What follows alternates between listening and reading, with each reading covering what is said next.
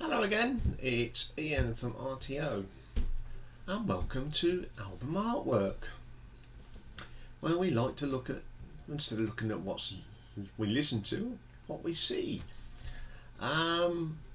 Today I thought we'd look at Genesis's album covers. We've ranked their live albums,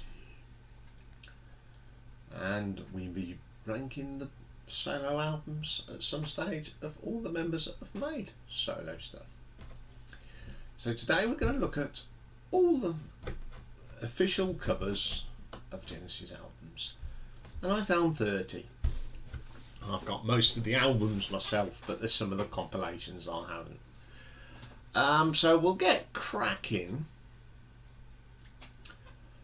and the first one, number 30, is from the year 2000, and it was Genesis The Archives, Volume 2, 76 to 92. Ye gods. Now I wear glasses. It looks bad enough wearing glasses. I won't do that. It actually makes an improvement. That's weird. I just don't like that. That's horrible. Shall we? Coming in at number 29 is an album called Turn It On Again, the best of 81 to 83, came out in 91. Now, considering the album is the best of 81 to 83, doesn't go much, and I think they could have found 3 better pictures of the lads, because I don't think they were taken round about that time. Yes, less we say about that, the better. Okay, coming in at number 28 is the debut album from 1969, from Genesis to Revelation. No wonder it didn't sell much. I mean, just a black space with a little bit of tiddly writing up in the corner. It's not going to sell very many copies. It's actually quite a good album. It's got some quite nice songs on there. Okay, number 27. The Genesis years, the Vertigo years, 1990. Now, have you noticed it's the same pictures from the 81 to 83, but Mike Rutherford's the other way round. Different, isn't it? I don't know what they were doing there, but it's still pretty naff. Coming in at number 26 is the compilation album Genesis Live 73 to 2007. Basically, it's all the live albums that we ranked the other week, come out in 2009 in a nice little package. Yes, just very boring cover though. You thought they could have put something a little bit more better than that, because it, it's a box set of all their live albums, all remastered and all the gubbins. And they put it in a plain wrapper. Fantastic. Okay, coming in at number 25 is the better of the Archives, Volume 1 from 98. That picture of Peter Gabriel scares me. Looks like he's obsessed. They all look so young, that's what I like. I love Steve Hackett with the full beard and glasses. Good job he don't look like that now. I think he looks better now than he did back in the day. But we spoke about this before, and I love this album. Even though Peter Gabriel re-recorded the vocals, it's still a good album. Okay, coming in at number 24 is The Way We Walk Belongs 1993. Now, remember on Monday when we were ranking Supertramp and I said this, look, their Brother Bound album looked like a Genesis cover? Ta-da! There it is.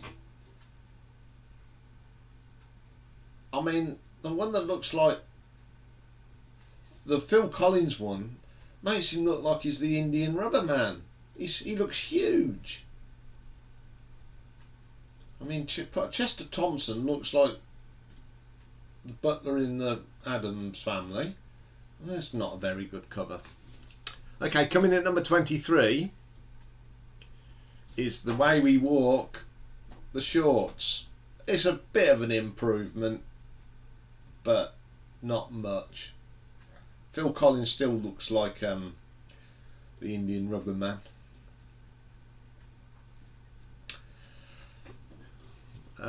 Let's move on. Number 22 is the live album from 1982, Three Sides Live. Yeah, not much effort went into that one, did it? Let's just squiggle it on and bang it on a white cover. Good album though. Okay, number 21 from 1981, Abacab. Yeah.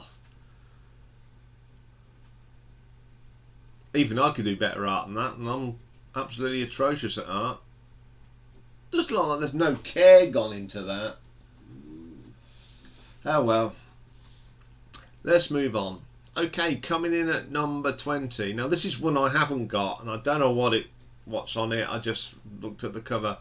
Come out in 2014. It's called Archive, but I do like that. It's quite clever. I like the face, like the shadow of the face and the Genesis all mingled up. Very good. Okay then, coming in at number 19 is 2017 compilation, 50 years ago. And that's the original picture of the original band. That should have been on the cover of the Genesis Revelation album. Be a much better cover. I haven't got this, but I might have a look and see what's on it. See if there's anything that I haven't got. But I like the cover. It's, you know, it's probably one of the first shots of the band. I mean, look at Peter Gabriel. He looks a bit of a baby, but you know who they are. I mean, Anthony Phillips is there, and Mike Rutherford. I love his jacket, bit hoopy. But I think it's a nice picture, and I like how they've done it. Very good. Okay, coming in at number 18 is one of the live albums, Live Over Europe from 2007. I like that cover. That, you know, I know it's in black and white and it doesn't look inspiring, but that was the stage show. That's like a sketch of what the stage show, and I think it's pretty good. Very clever cover. Coming in at number 17, another live album from 73, the first one, Genesis Live. You know, you look at the cover of the previous one, and this is how they went on stage in 73. Few white curtains, Peter Gabriel dressed weird and wonderful. And they can't even bother to stand up, can they? Look, Mike Rutherford just sitting there on a stool.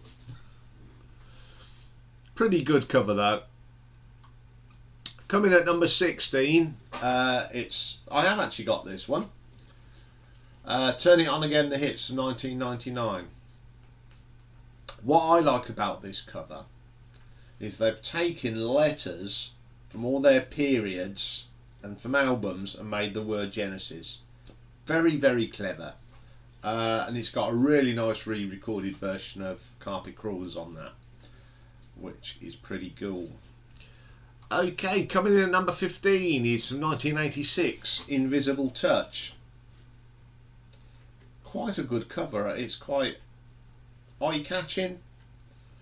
That's the tour I saw them on, so I had a t-shirt with that on. I also had a t-shirt with dominoes on it. In them days, I didn't just buy one T-shirt, but they were of a price that you could afford then. You need a mortgage now when you go to a gig. So that was number 14. Number 15, sorry. Number 14 is the self-titled Genesis from 1983. Yeah, a bit different. I think then them star shapes you get well, I didn't have them because I was too old. But I remember my my younger brother having one of them. It's like a ball and you had to put the shapes in. I think they just got a load of shapes and took a picture. Not very inspiring, but I like the effect. It's pretty good. Okay then, coming in at number 13 from 1997, Calling All Stations. An album that a lot of people don't like, but it has got some really good tracks on. But if you want to know about what I think about that, ask me to do a full Genesis ranking and you will find out. But I do like the cover. It's a very, very good cover. I like the ripple effect of the gentleman in the corner, and I like the logo as well. A bit different from what they changed a bit. Okay, coming in at number 12 is one of the compilation albums which I haven't got. The Platinum collection. I love it. It's got little bits of art from their albums, because you've got the little man from We Can't Dance, the girl from Nursery Crime, a guy from Trick of a Tale, and you've got Foxtrot, and you've got the hand from Invisible Touch, and your man from Duke. Very clever. Very, very clever concept, and I think it's a great picture. And if you notice at the beginning of the show, in the credits, that's what I used and just played about with it and got what I wanted. Okay, number 11. It's 1970s Trespass. I think this is the artist Phil Withering or something. He did their early albums. It's a really cool picture. I love the little gargoyle in the far right in the top. Fantastic cover. Coming in at number 10 then, so we've got to the top 10. It is Then There Was Three from 1978. I love that sky. That is just fantastic. Great concept. Coming in at number 9 then, as you know, this is my favourite live album by Genesis. Seconds Out, a working rock band. Terrific cover. Fantastic stuff. Okay, coming in number 8 is from 1991, We Can't Dance. I love that artwork. It is really, really good. It's not a bad album either. Not a bad album at all. Coming in at number 7, from 1975. It's the brilliant The Lamb Lies Down on Broadway. It's the weirdest cover you can find. I do like how the guy at the waterfall's being pulled by the bloke in the chair. Very, very clever. And I think it's Raoul looking at himself. That's probably his brother in the cage. The rapids, corridors. I just like the whole concept. Very clever cover indeed. Okay, coming in at number 6, 1980, the Duke cover. I love that picture. I'd have that on the wall. Really nice picture. Very obscure, but it tells us a great story. The album is another good album. Okay, coming in number 5, 1976. I've put this one up because the original one, A Chuck of the Tail, looks like something else. Yeah, and if you look at it now, it still looks like it, but it's not as prominent. I got the original because I've put it on my iPod, and I couldn't put it up because it looked so much like that 4-letter word of the trail. I've cut now, but it does say a trick. But I do like the cover. I do like that cover. Fantastic cover that is. The number 4, the classic album Foxtrot. Love that piece of art. Mentions little bits from all the songs, you know.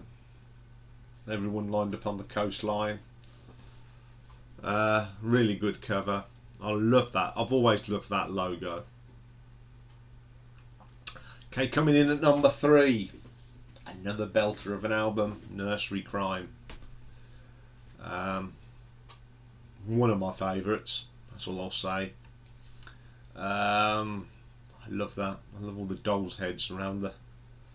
Well, I don't know if they're dolls' heads because one of them looks like a little bit of claret. But I do like the cover. Okay, coming in at number 2. Another album from '76, Steve Hackett's last, Wind and Wuthering. That is a lovely picture. That's another picture I'd hanging on my wall. It's a great album as well. Again, one of my favourites. So that only leaves one, and my favourite cover of a Genesis album is 1973's Selling England by the Pound. Now the album cover, it's got a bit of history, is painted by a lady called Betty Swanick, and it's called The Dream. Now Betty Swanick is well known for designing posters for the London transport between 1930s and 1950s, and I do like railway artwork, and she has done some great stuff. So they took the original painting and added the lawnmower, which was not included, but she added it for them. She says, as later she said, she didn't have time to paint a complete a new one, so she just took the original and added a lawnmower in it. And it's a fantastic cover. So that's the Genesis album covers. Now if I was to do a ranking, where would the covers appear then? If you want to know that, make comments, say, Iain, come on, do us a Genesis ranking. I mean, it'd be a Wednesday one because it's quite a lot to go through. They are one of my favourite bands of all time. So it's up to you guys. You want me to do it, and as I say, my motto is if you ask, you get. Anyway, that's all we've got time for today. Got lots of things to do, but we've got one more little show later, just at the update. What's going on next week. Been a quiet week. Reason being, I've not had a particularly good week. I've got a poorly dog, Marley, a little black and white one. She's not very well at all. In fact, she's very poorly. She's actually in hospital. So hopefully she'll make a recovery. So next week's shows will probably be a bit shorter than normal. I'm still carrying on because it keeps me focused. So I will see you all tomorrow, where we have got we've got a great show tomorrow. We are ranking the live albums of the mighty Judas Priest, one of the best heavy metal bands in the world. And then we got one hit wonders. But tomorrow we're doing a soundtrack of a film called Still Crazy, which is a take-off, I think, of all the rock bands from the 70s reformed. It starred Jimmy Nail, Bill Nighy, Timothy Spall, Billy Connolly's in it. It's a great movie. If you haven't watched it, check it out. And the soundtrack is fabulous. So we'll be having a look at that. So that's all for now. I'll see you later when I do the update. So take care for now.